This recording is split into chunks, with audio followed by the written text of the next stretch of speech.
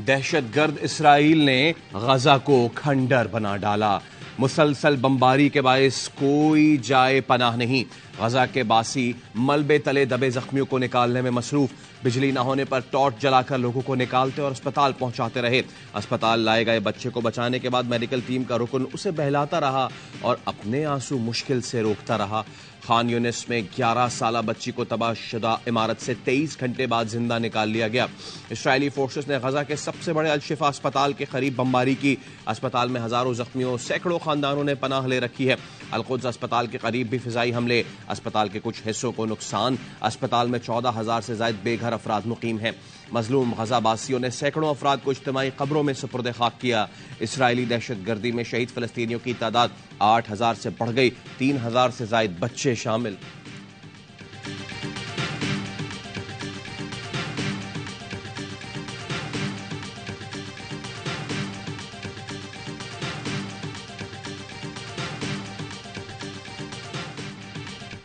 गजा पर इसराइली फौज का 3 तरफा जमीनी हमला नाकाम। गजा पर जमीनी यलगार इसराइली फौज के गले पड़ गई। हमास के हाथों इसराइल को भारी नुकसान का सामना। अल-कसाम ब्रिगेड ने इसराइली फौजी गाड़ी को निशाना बनाया। हमास के रॉकेट ने इसराइली गाड़ी के परखचे उड़ा दिए। हमलों में मुतादिद इसराइली फौजी मारे गए। हमास के अल-कसाम ब्रिगेड का इसराइल की जौहरी तंसीबात पर हमला। डेमोना पर रॉकेट हमले की तस्दीक इसराइली मीडिया ने भी कर दी। तर्जुमान अबू उबैदा ने पैगाम दिया, खुदा की जानिब से फतह आ रही है, हमारी कामयाबी यकीनी है। गुज़िश्ता रात सहूनी फौज के 10 एहलकारों को ठिकाने लगा दिया।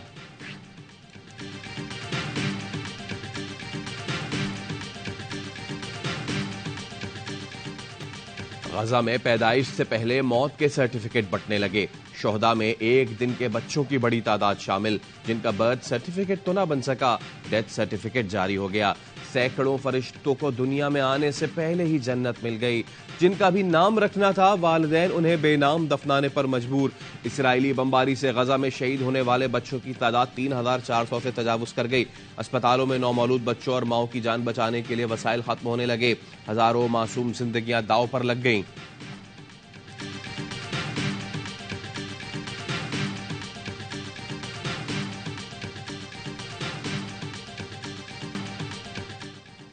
मौलाना तारिक जमील के साहबजादे आसिम जमील जाँ बहक। आरपीओ मुल्तान कहते हैं, आसिम जमील ने खुद को गोली मारी। सीसीटीवी में उनको खुद को गोली मारते देखा। वाक़े के वक्त आसिम जमील जिम में एक्सरसाइज कर रहे थे।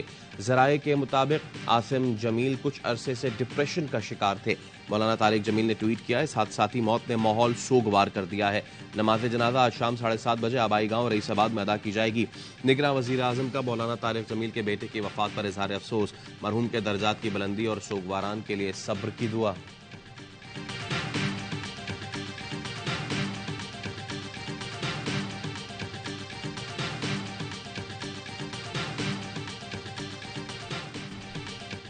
हुक्मरानों, ईमान का तकाजा है, अमेरिका के खिलाफ खड़े हो जाओ।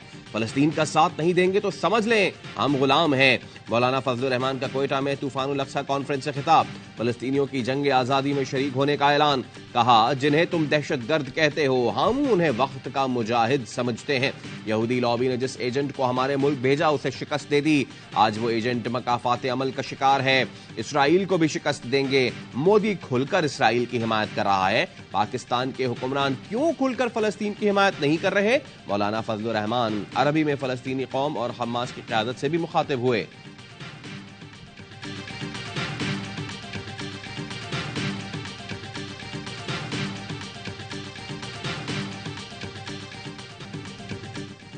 फलस्तीनियों की नस्ल कुशी के खिलाफ दुनिया भर में एहतजाज। बैरूत में हजारों अफराद फलस्तीनियों से इजहार यकजहती के लिए निकले। इसराइल के खिलाफ नारेबाजी, जंग बंदी का मुतालबा। मैड्रिड में भी फलस्तीनियों से इजहार यकजहती। सैन फ्रांसिस्को में जेविश फॉर पीस नामी तंजीम की रैली, फलस्तीनियों की नस्ल कुशी रोकने का मुतालबा। न्यूयॉर्क में हजारों अफराद ने रैली निकाली। ब्रुकलिन के पुल पर फलस्तीनी परचम लहरा दिए गए। भारतीय रियासत केरला में हजारों अफराद फलस्तीनियों के हक में बाहर निकले। न्यूजीलैंड में पार्लियामेंट के सामने बड़ा एहतजाज। स्वीडन में भी रैली निकाली गई। कनाडा के शहर मॉन्ट्रियल में तलबा ने एहतजाज किया। रोम में एक शख्स ने सरकारी इमारत पर लगा इसराइली परचम उतार दिया।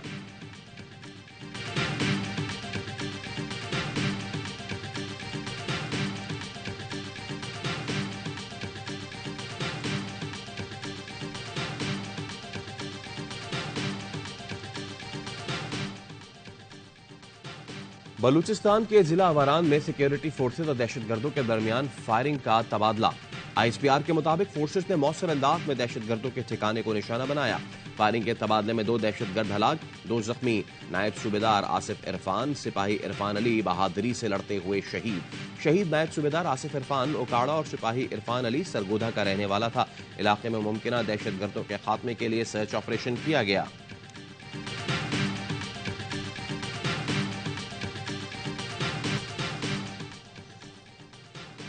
नेतन्याहू एक कैंसर है, अमन के लिए उसको निकालना होगा। इस्राएली शहरी अपनी हुकूमत के खिलाफ खड़े हो गए।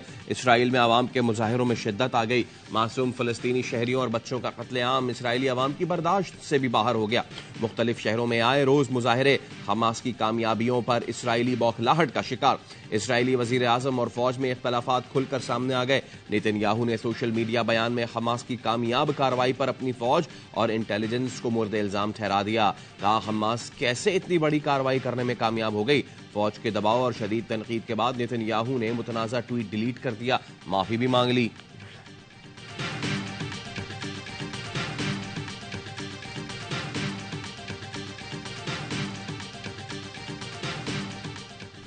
गजा में जुल्म बंद होने तक एहतजाज करेंगे। अमीर जमात इस्लामी सिराजुल हक का ऐलान। कहा इसराइल के हाथों 2.5 लाख से ज्यादा फलस्तीनी शहीद हो चुके। दुनिया के हुक्मरानों ने इस जुल्म पर आंखें बंद की हुई हैं। इसराइली बर्बरियत के खिलाफ इस्लामाबाद में जमात इस्लामी का गजा मार्च। अब पारा चौक से फैजाबाद चौक तक रैली। हमास रहनुमा इस्माइल हनिये का पैगाम सुनाया गया। 19 नवंबर को लाहौर में मिलियन मार्च होगा। डी चौक पर MWM की रैली। राजा नासिर अब्बास ने कहा गजा वालों ने इसराइल का गुरूर खाक में मिला दिया, हम फलस्तीनियों के साथ हैं। कराची प्रेस क्लब पर भी एहतजाज। मुजाहिरीन ने पूरी मुस्लिम उम्मा को एक पेज पर आकर इसराइल के खिलाफ आवाज उठाने का मुतालबा किया। लाहौर में काफ लीग ने फलस्तीनियों के हक में रैली निकाली।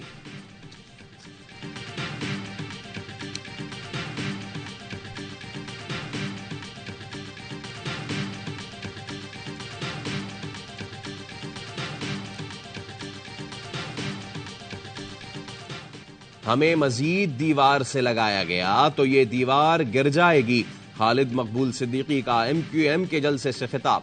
कहा हम अपने हिस्से की आजादी, अपने हिस्से का पाकिस्तान कांधों पर उठा कर लाए थे। कोई धरती माँ है तो वो पाकिस्तान है, सूबे धरती माँ नहीं हो सकते। मुस्तफा कमाल ने कहा पीपल्स पार्टी की 18वीं तरमीम मुस्तरद करते हैं। पीपल्स पार्टी कराची पर कब्जा करना चाहती है। चंद अरब रुपए लंदन भेजकर बाइकॉट की कॉल का कह रही है। फारूक सत्तार ने खिताब में कहा हमने मर्दमशुमारी में लापता आबादी बाजियाब कराई। सिंध के वडेरों जागीरदारों से अब कराची को बाजियाब कराना है। पीपल्स पार्टी जिस तरह कराची आई उसी तरह वापस भी चली जाएगी। बाबर आजम ने कोई राब्ता नहीं किया। ज़का अशरफ ने खबरों की तरदीद कर दी। कहा राशिद लतीफ के बयान पर बहुत अफसोस हुआ। ओहदा संभाला तो वर्ल्ड कप की टीम मुंतखब हो चुकी थी। इस टीम की जीत का क्रेडिट नजम सेठी लेते रहे हैं। पाकिस्तान क्रिकेट की बेहतरी के लिए जो फैसले जरूरी हुए वर्ल्ड कप के बाद करेंगे। Chairman PCB management committee Zaka Ashraf का AY न्यूज को इंटरव्यू। 5 महीने तनख्वाह न मिलने की खबरों पर वजाहत की कि खिलाड़ियों ने सेंट्रल कॉन्ट्रैक्ट पर साइन नहीं किए, इसलिए तनख्वाह जारी नहीं हुई। गुज़िश्ता मैनेजमेंट ने वर्ल्ड कप से पहले खिलाड़ियों को लीग खेलने के लिए NOC दिए, जिसका नुकसान टीम को हुआ। मेगा इवेंट से पहले खिलाड़ी इंजरी का शिकार हुए।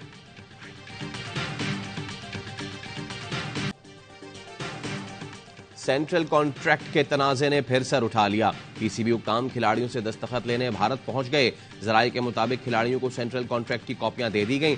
वर्ल्ड कप के लिए टीम की रवानगी से कबल बोर्ड ने मामलात हल होने की तस्दीक की थी। सोशल मीडिया पर सब कुछ अच्छा नहीं की अफवाहें जेरे गर्दिश।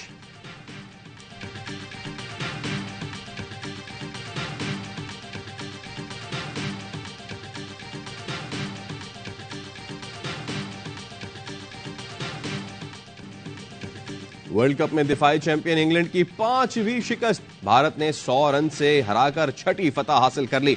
230 रन का छोटा टारगेट भी इंग्लिश बल्लेबाजों के लिए मुश्किल। कोई बल्लेबाज विकेट पर ना टिक सका। भारत ने रोहित शर्मा के 87 और सूर्य कुमार के 49 रन की बदौलत 229 रन बनाए थे। वर्ल्ड कप के तमाम मैचेस देखिए स्पोर्ट्स पर बराह रास्त।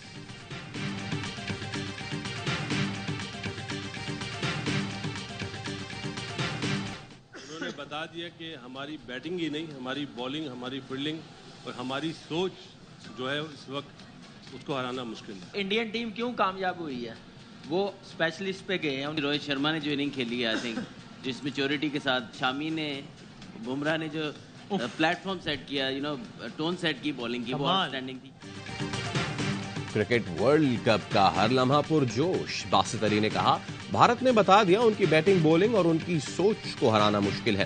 कामरान अकमल बोले, भारत इस वजह से जीता कि वो बहुत ज्यादा ऑलराउंडर्स लेकर मैदान में नहीं आए। अजहर अली कहते हैं, रोहित शर्मा ने शानदार और जिम्मेदाराना इनिंग्स खेली, भारतीय बॉलिंग भी शानदार रही। शो में अदाकारा मरियम नूर थी मेहमान। मुस्तफा चौधरी बने संजय दत्त और आदि के साथ मिलकर हाजिरीन को खूब महसूस किया।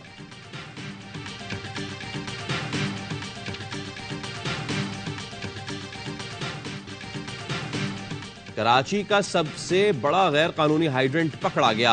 हाइड्रेंट से निकलने वाली लंबी सुरंग भी पकड़ी गई। वाटर एंड सीवरेज कॉर्पोरेशन का खुफिया operation. Water and sewerage corporation के चेयरमैन सैयद सलाउद्दीन कहते हैं, घारों से आने वाली लाइन से चोरी की गई। गैर कानूनी हाइड्रेंट से 10 मिलियन गैलन पानी 350 से ज्यादा टैंकर्स के जरिए चोरी हो रहा था।